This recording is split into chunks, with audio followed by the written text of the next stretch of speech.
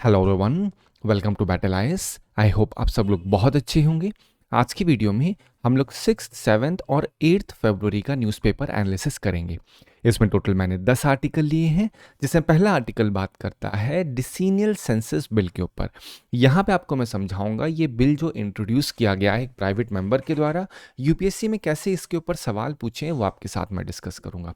Next article बात करता है इंडिया जर्मनी की पार्टनरशिप ऑन क्रिटिकल मिनरल के ऊपर। यहाँ आपको मैं समझाऊंगा क्या है पार्टनरशिप, उस पार्टनरशिप का क्या ओवरऑल इम्पैक्ट पड़ेगा, वो जीएस पेपर 2 के लिए काफ़ी ज़्यादा रिलेवेंट पॉइंट है। नेक्स्ट आर्टिकल बात करता है साइबर कॉन्ड्रिया के ऊपर। यहाँ पे आपको मैं समझाऊंगा साइबर कॉन्ड्रिया क्या होता है, मेडिकल मिस इन्फॉर्मेशन का क्या कनेक्शन है इसके साथ, और इससे क्या इंसिडेंट हुआ है वो भी आपके साथ डिस्कस करूंगा।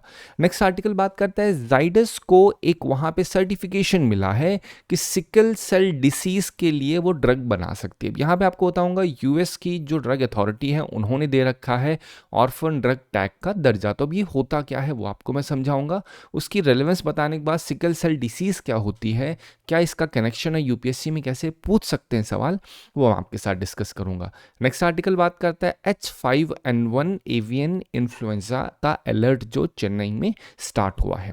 यहाँ पे आपको मैं H5N1 के ऊपर बताऊंगा, यूपीएससी में कैसे सवाल पूछे गए वो आपके साथ मैं डिस्कस करूंगा।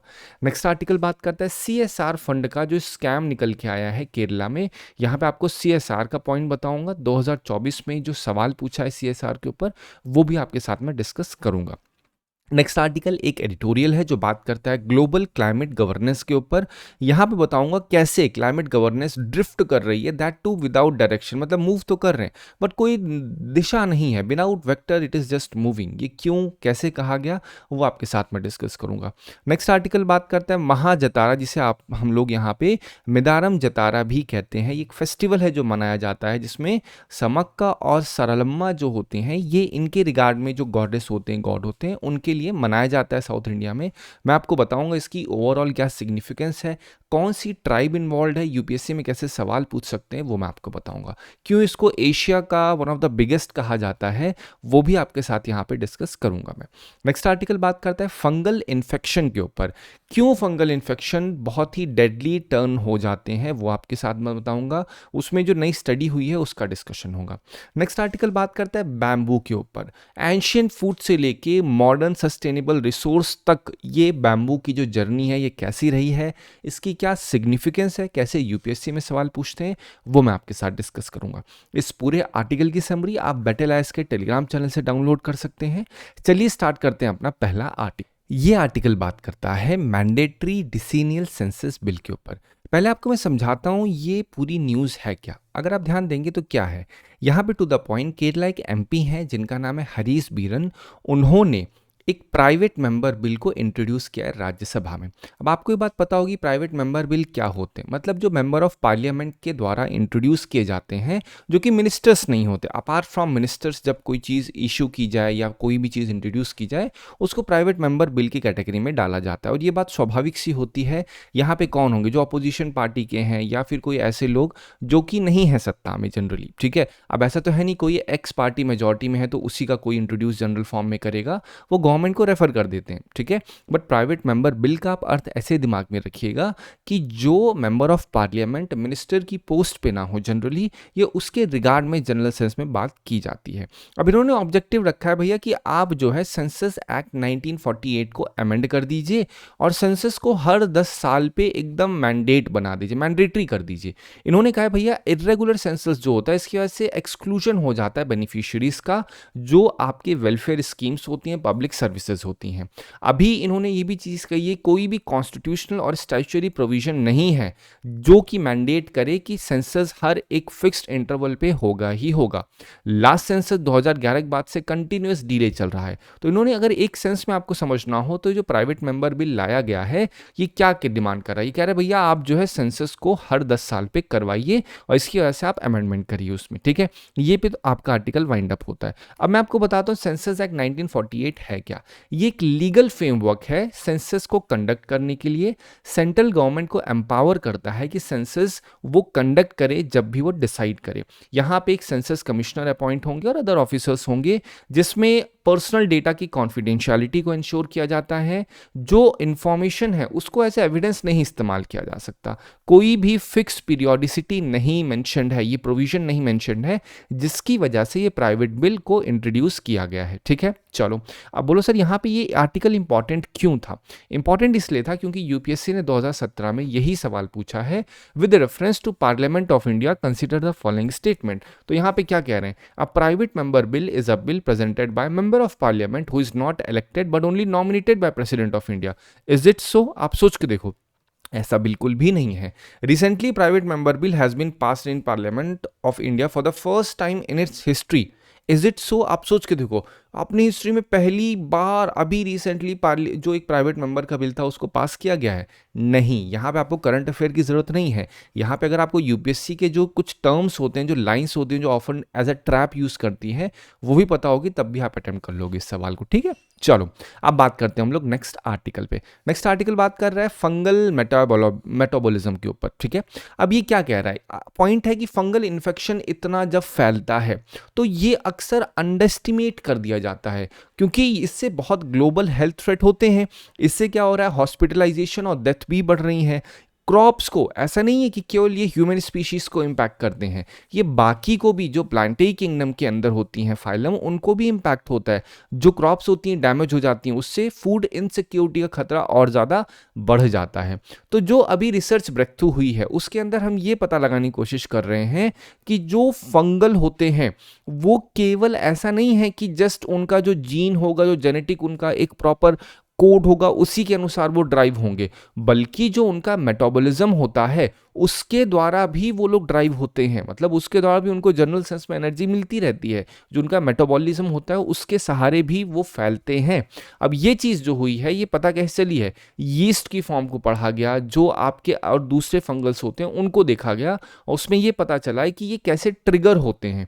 और ट्रिगर होने में क्या होता है? ये जो आपका ग्लाइकोलिसिस होता है, या आपकी बॉडी में शुगर ब्रेकडाउन होता है, आप चीनी जब खाते हैं उसको एज अ फ्यूल के तरीके से इस्तेमाल किया जाता है। ठीक है, क्योंकि आपने एक चीज सही होगा कि सुना भी होगा कि जब कभी फंगल इन्फेक्शन की बात होती है वहां पे एक चीज निकल के आती है कि अगर आपने कोई भी शुगर कंटेनिंग कोई डाइट अगर लेंगे तो वो एज अ फ्यूल काम करेगी फंगल इन्फेक्शन के अगेंस्ट में। तो ये पूरा जो आर्टिकल अगर आपको समझना हो तो क्या बात कर रहा है, यहाँ पे एक स्टडी यही हुई है कि भैया फंगल इन्फेक्शन होने के लिए उसमें केवल जीन्स की उनकी ज़रूरत नहीं है कि जो उनका जेनेटिक फॉर्मेशन रहेगा उसी से वो आपके फैलेंगे। वो दूसरे नज़रिए, दूसरे तरीके से भी फैल सकते हैं। अगर बॉडी में गए हैं तो बॉडी में वो और ज़्यादा स्प्रेड होंगे बाय यूजिंग योर ओन। आपके अंदर की जो शुगर ब्रेकडाउन होगा, आप जब कोई भी उसमें कोई ऐसा खाना खाओगे जो कि एज अ फूड काम करेगा उनके लिए, तो वो भी उनके मेटाबॉलिज्म को एक प्रॉपर फॉर्म में एक्सपैंड करता है। ठीक है, तो यहाँ पे इतनी सारी चीजें बताने का अर्थ क्या है? पहली चीज समझिए, फंजाई के बारे में आपको पढ़ना होगा।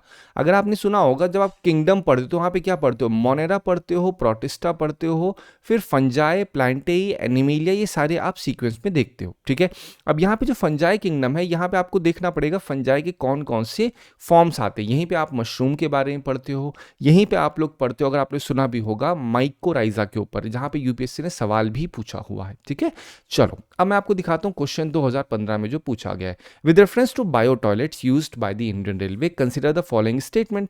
फिर क्या है? Decomposition of human waste in bio toilets is initiated by fungal inoculum. क्या फंगल इनोक्यूलम के द्वारा इसको डिकम्पोजिशन किया जाएगा? नहीं, फंगल के द्वारा नहीं होता। Fungal is different, bacteria is different. फिर कह रहे हैं अमोनिया और वाटर ही केवल बाय प्रोडक्ट है भाई इसका। ऐसा बिल्कुल नहीं है। यहाँ पे जब ओनली लगा दे तो आप समझ जाइए कि कोई ट्रैप भी हो सकता है यहाँ पे। ठीक है, चलो अब बात करते हैं हम लोग इसी से कनेक्टेड जो आगे नेक्स्ट आर्टिकल है। Due to some reasons if there is huge fall in population of species of butterfly what could be likely consequences. कह रहे हैं pollination of some plant could be adversely affected. बिल्कुल adversely affect हो सकता है। There could be a drastic increase in fungal infection of some cultivated plants. अब सोच के देखिए, क्या यहाँ पे ड्रास्टिक इंक्रीज हो जाएगा फंगल इन्फेक्शन का कुछ जो कल्टीवेटेड प्लांट्स हैं? आप सोचो सर बिल्कुल हो सकता है, लेकिन आप और ब्रॉड सेंस में देखिए, कह रहे हैं ड्रास्टिक इंक्रीज हो जाएगा। दैट टू कह रहे हैं लाइकली कॉन्सिक्वेंसेस पूछा जा रहा है आपसे। It could lead to a fall in population of some species of wasp, spider and birds. Can't it lead to a fall in population of some species, आप ये सोच के देखिए। तो इट कैन ऑब्वियसली, क्योंकि यहाँ पे लाइकली कॉन्सिक्वेंसेज जब बोला जा रहा है तो वहाँ पे डेफिनेटनेस के ऊपर बात नहीं होगी, ठीक है। तो इस वजह से आप इन चीज़ों को यहाँ पे एक दूसरे के साथ कनेक्ट कर सकते हैं अगर आपको पढ़ना होगा तो, ठीक है। तो यहाँ पे 1 and 3 ओनली आपका सही हो जाएगा, option C, option would be right over here. अब हम बात करते हैं नेक्स्ट आर्टिकल पे। नेक्स्ट आर्टिकल क्या बात कर रहा है, डेथ बाय साइबरकॉन्ड्रिया। आप सोचो ये क्या है, ओवरऑल सीन क्या है, सिचुएशन क्या है। सुनने में आपको थोड़ा सा अलग लग सकता है बट स्टिल ये चीज़ काफ़ी कंसर्निंग है। भिलवाड़ा राजस्थान में संजू देवी के 2 बच्चे, ठीक है, एक लड़का एक लड़की, को इन्होंने मार दिया, ठीक है। क्या सोच के कि भाई इनको जो है इनक्योरेबल कैंसर हो रखा है। ये चीज़ किसको लगी है, ये चीज़ लगी है इन संजू देवी को, मतलब एक माँ को लगा कि भैया मुझे हो गया है कैंसर, और जब कैंसर हो गया है तो उस कैंसर का कोई भी इलाज नहीं है। तो उन्होंने सोचा कि भैया अगर मैं मर गई तो मेरे बच्चों को कौन ख्याल रखेगा, तो सोची भैया मेरे मरने से पहले बच्चों को ही मार देती हूँ। अब जो इनका बिलीफ था ये किसके ऊपर बेस्ड था, ये कोई मेडिकल डायग्नोसिस नहीं हुआ था इसका, बल्कि सोशल मीडिया पे वीडियोस देखे उन्होंने कि माउथ अल्सर कैसे कैंसर से लिंक होता है।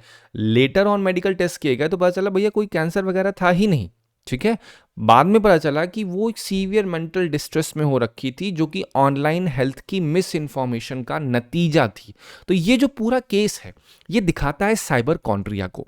अब साइबर कॉन्ड्रिया क्या होता है, जब excessive anxiety driven online health search की जाए तो उससे क्या होता है, उससे धीरे धीरे धीरे इंसान का जो ओवरऑल न्यूरॉन्स है वो वैसे ही ट्वीक होने लग जाते हैं। सो डिजिटल एज ऑफ हाइपरकॉन्ड्रिया आप कह सकते हो या हाइपोकॉन्ड्रिया कह सकते हो, जो कि वर्स हो जाता है जब सोशल मीडिया रिकमेंडेशन दें वैसे एल्गोरिथम्स का, fear based sensational health content को देना स्टार्ट कर दें तो इसको ये चीज़ और ज़्यादा सीवियर बना देती है।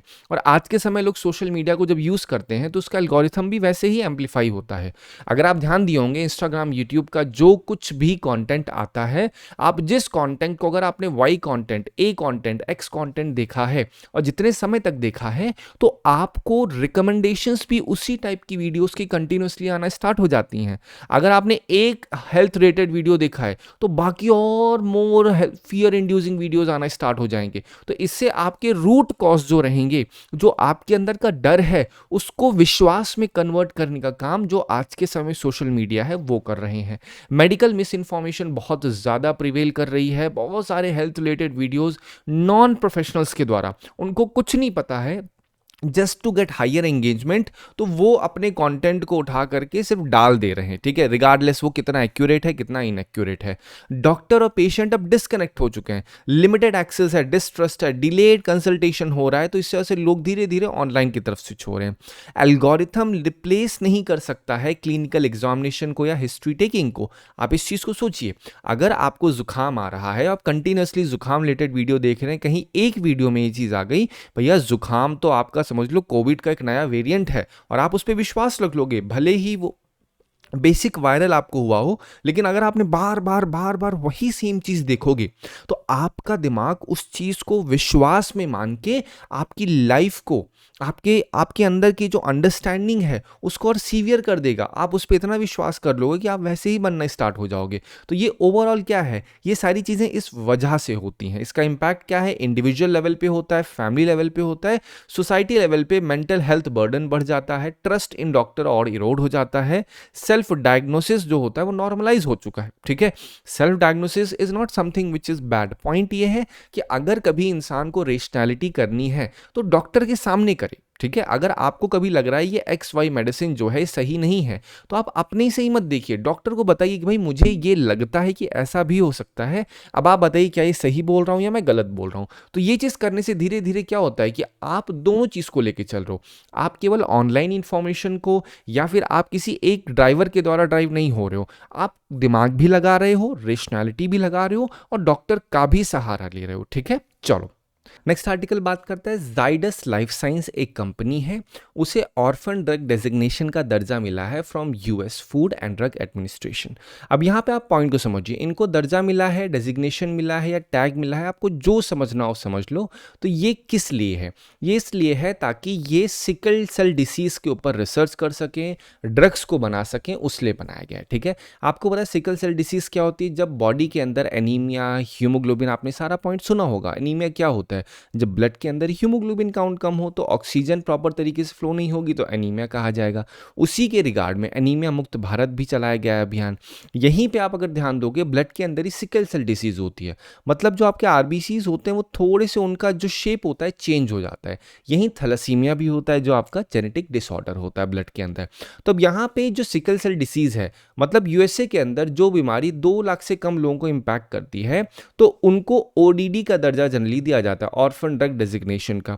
अब इससे क्या होता है, ये फार्मा कंपनीज को एनकरेज करते हैं भैया आप आइए ड्रग को बनाइए रेयर डिसीजेस के लिए। अब जब रेयर डिसीजेस के लिए ड्रग्स बनेंगे तो इससे क्या होगा, इससे जो बहुत ज़्यादा डिसीजेज इंपैक्ट करती हैं उसमें तो प्रॉपर कमर्शियल इंसेंटिव्स भी होते हैं, लेकिन जो रेयर डिसीज होती हैं उसमें उतने इंसेंटिव नहीं होते। तो ये एनकरेजमेंट का एक तरीका है जो यूएस के द्वारा किया गया है। यहाँ पे सिकल सेल डिसीज है, ये आपको पता होना चाहिए, ठीक है। चलो अगर बात करें इसके ओवरऑल इम्पैक्ट की, तो अगर आप इम्पैक्ट की बात करेंगे तो patient, India pharma, health care, business, इन सब के ऊपर अलग अलग इम्पैक्ट पड़ेगा। पेशेंट पे नई ओरल थेरेपी निकल के आएगी, यहाँ पे ग्लोबल R&D क्रेडिबिलिटी बढ़ जाएगी, जो ट्रीटमेंट है वो और एक्सपैंड हो जाएगा उसका ऑप्शन। बिजनेस तो ऑलरेडी ऑब्वियस सी बात है, इससे चांसेस और ज़्यादा इम्प्रूव हो जाएंगे, ठीक है। तो इन सब से ओवरऑल चीज़ क्या होगी, ये business oriented life saving approach है, ठीक है। अब इसका अगर आप ध्यान देंगे तो आगे चल के और भी न्यूज़ आएगी, जब यही ड्रग इंडिया के रिगार्ड में इस्तेमाल होना स्टार्ट होंगे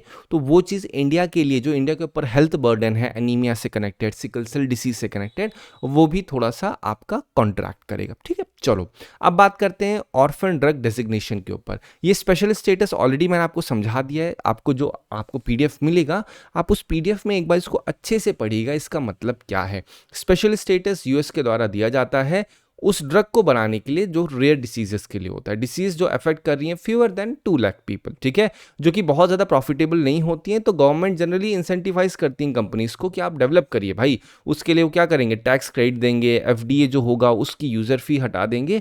तो ये सारी चीज़ें क्या होती हैं, सारी यूएस के द्वारा दी जाती हैं ताकि उन डिसीजेस के लिए भी ड्रग बनाया जा सके जिसमें प्रॉफिट नहीं होता, लेकिन वो इंसेंटिव दे देगी गवर्नमेंट अपनी तरफ से ताकि एटलीस्ट कोई भी इससे एक्सक्लूड ना रहे, ठीक है। चलो अब बात करते हैं हम लोग नेक्स्ट आर्टिकल पे। नेक्स्ट आर्टिकल क्या बात कर रहा है, H5N1 एवियन इन्फ्लुएंजा। अब H5N1 आप समझिएगा ये बर्ड्स इन्फ्लुएंजा है जो आपका डेड क्रो में पाया गया चेन्नई में। अब इससे क्या है, वहाँ का जो हेल्थ डिपार्टमेंट है उन्होंने इस चीज़ को कहा है कि ट्रांसमिशन टू ह्यूमन तो बहुत रेयर है बट कॉशियसनेस एडवाइस की गई है। यहाँ पे जो आपके सिक और डेड बर्ड हैं या जो आपका स्लॉटर हाउस होते हैं उनको कहा गया है, वो हाई रिस्क ग्रुप की कैटेगरी में आ रहे हैं, तो उनको कहा गया भैया आप लोग सिम्टम्स को वॉच करिए, अगर कभी भी आपको कोई भी प्रॉब्लम हो रही है, कफ, कोल्ड, फीवर, ब्रीदिंग डिफिकल्टी, तो आप गवर्नमेंट हेल्थ फैसिलिटी में आ सकते हैं। अब इन्होंने एडवाइस भी दे रखा है कि अंडर कुक्ड एग्स या मीट्स को आप अवॉइड करिए। यहाँ पे जो चेन्नई ग्रेटर आपका चेन्नई कॉर्पोरेशन है, म्यूनिसपैलिटी है, वो सब एनहेंस कर रहे हैं बायो सिक्योरिटी को, डिसइंफेक्शन को। तो यहाँ पे आपने एक चीज़ ध्यान दी होगी, बायो सिक्योरिटी। तो बायोसिक्योरिटी मतलब क्या होता है, मेक श्योर करना कि कोई भी जो लिविंग मैटर होता है वो प्रॉब्लम ना क्रिएट करे। मतलब ये बात हो रही है किस रिगार्ड में, वायरस को कंट्रोल करने की और जो बैक्टीरियाज होते हैं उनको भी कंट्रोल करने की। तो ये जो इन्फ्लुएंजा क्या है, इन्फ्लुएंजा बेसिकली एक वायरस है, ठीक है।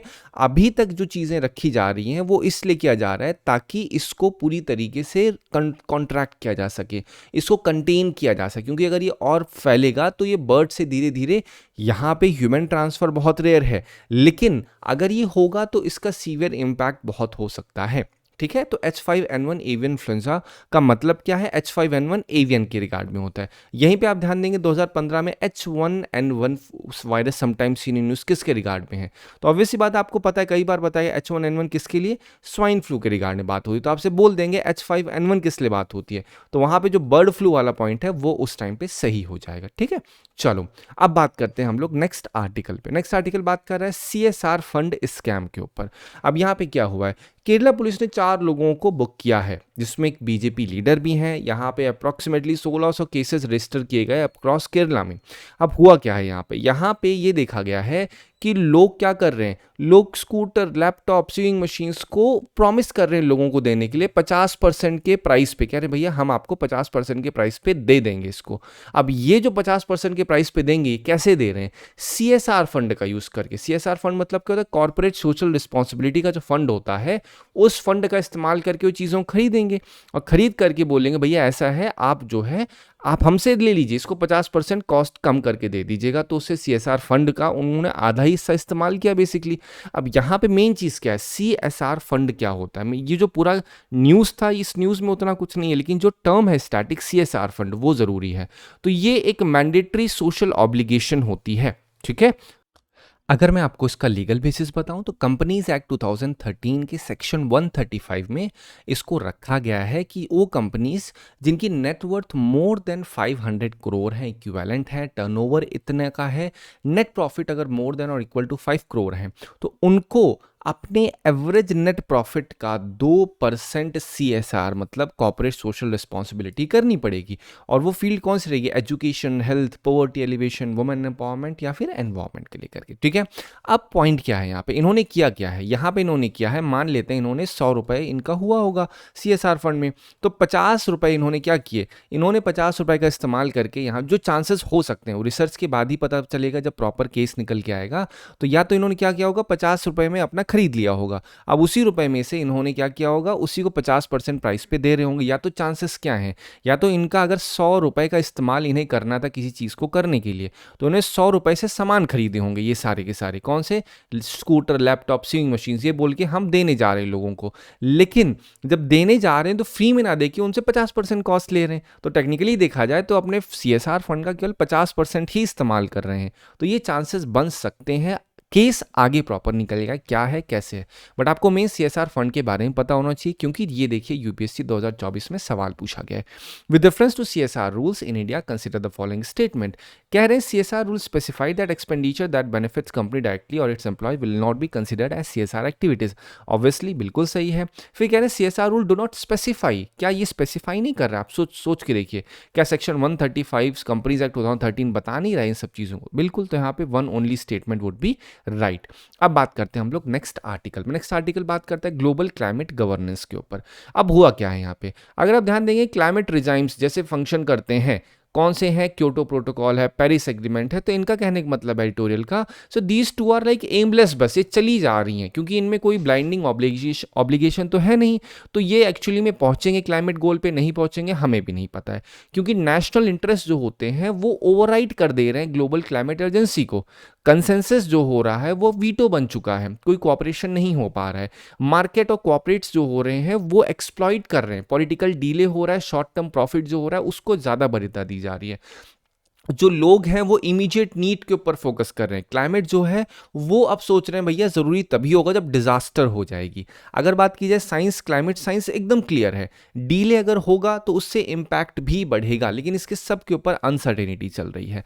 कॉप हो तो रहा है लेकिन जो भी प्रोग्रेस शो हो रही है वो बहुत ही मिनिमल शो हो रही है। क्योटो को खुद ही कहा गया है कि भैया क्योटो तो फेल हो चुका है, पेरिस फॉल कर रहा है, मतलब पेरिस एग्रीमेंट की बात हो रही है यहाँ पे। अब बात की जाए COP30 जो इस बार हुआ था उसमें किसकी बात है? मुटीराओ एग्रीमेंट की बात हुई थी। लेकिन अब इसी में क्या हुआ है, एक कोई भी नई बाइंडिंग ऑब्लिगेशन नहीं आई है। कॉमन बट डिफरेंशिएटेड रिस्पॉन्सिबिलिटी का कॉन्सेप्ट जो वो और डाइल्यूट हो चुका है, मतलब और ज़्यादा उसकी शक्ति कम हो चुकी है।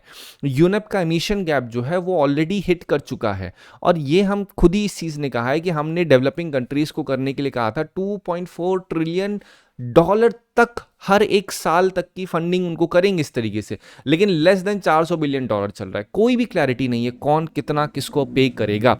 एडेप्टेशन फाइनेंस जो है वो अभी भी एस्पिरेशनल ही चल रहे हैं, टेक ट्रांसफर ढंग से नहीं हो रहा है, और इससे क्या हो रहा है, इससे धीरे धीरे ये चीज़ और ज़्यादा इम्पैक्ट कर रही है क्लाइमेट चेंज के जो गोल्स हैं उनको। ठीक है, अभी भी सवाल है कि क्यों UNFCCC मैटर करता है, क्योंकि फेलियर तो है, लेकिन अभी यही केवल एक यूनिवर्सल और एक लेजिट फोरम है क्लाइमेट एक्शन को लेकर के। ठीक है, तो ये पूरा एडिटोरियल क्या कह रहा है, ये पूरा एडिटोरियल कह रहा है प्रॉब्लम्स जो प्रिवेल कर रही हैं किसमें, क्लाइमेट एक्शन में। तो आप ये मेंस में जरूर यूज कर सकते हैं। क्योटो प्रोटोकॉल पे सवाल पूछा है, पेरिस एग्रीमेंट पे सवाल पूछा गया है, कॉमन बट डिफरेंशिएटेड रिस्पॉन्सिबिलिटी पे आप खुद देखिए 2022 में सवाल पूछा गया है। अब ये सारी चीजें क्या शो करती हैं, सब चीजें शो करती हैं यूपीएससी कैसे सवाल को फ्रेम करता है। अब कॉमन बट डिफरेंशिएटेड रिस्पॉन्सिबिलिटी का अर्थ क्या होता है, मतलब ऐसी चीजें जो कॉमन तो है सबके बीच में, लेकिन हर एक की रिस्पॉन्सिबिलिटी डिफरेंट डिफरेंट है उसको लेकर। जैसे क्लाइमेट चेंज क्या है, 3 कंट्रीज ABC हैं, तो तीनों को पता है भैया कूड़ा हो रहा है, लेकिन तीनों कंट्री अलग अलग मात्रा में कूड़ा फैला रही है। तो इसका कहने का मतलब है कि भैया हर कंट्री जितने हिसाब से जितना कूड़ा फैला रही है वो उतने के हिसाब से उस पर कंट्रीब्यूशन भी करे, ठीक है।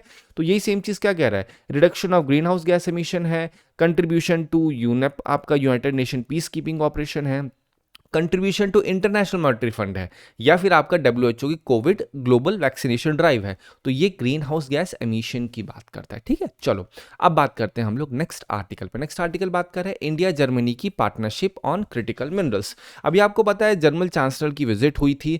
अब ये विजिट में 19 MOU साइन किए गए, की अनाउंसमेंट की गई 8, जिसमें क्रिटिकल मिनरल पे प्रायर फोकस डाला गया। सवाल है क्यों मैटर करता है, क्योंकि चाइना की already dominance 90% of rare earth पे है, इंडिया की डिपेंडेंस 90+% है। परमानेंट अर्थ जो रेयर अर्थ है मैग्नेट्स होते हैं उनके ऊपर डिपेंडेंस चाइना के ऊपर हो रखी है इंडिया की। हमारा जो रेयर अर्थ है काफी ज्यादा क्रूशियल है फॉर EV सेमीकंडक्टर्स। यहीं पे एक रिस्क भी है वेपनाइजेशन का, कि चाइना ने पहले रेस्ट्रिक्ट कर रखी है सप्लाई, तो अब इससे अगर दोबारा किया गया तो इंडिया का ऑटो सेक्टर इंपैक्ट हो जाएगा। जर्मनी का भी सेम कंसर्न है कि हैवी रिलायंस हो रखा है चाइना, जिसकी वजह से थ्रेट हो सकता है उसके जो बाकी गोल्स हैं। तो विंड का टारगेट डाला गया है बाय 2030 107 गीगावाट, जर्मनी ने रखा है 145 गीगावाट।